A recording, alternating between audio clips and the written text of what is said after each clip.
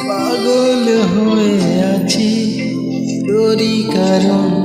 সাথে করে এনেছি নে এই মন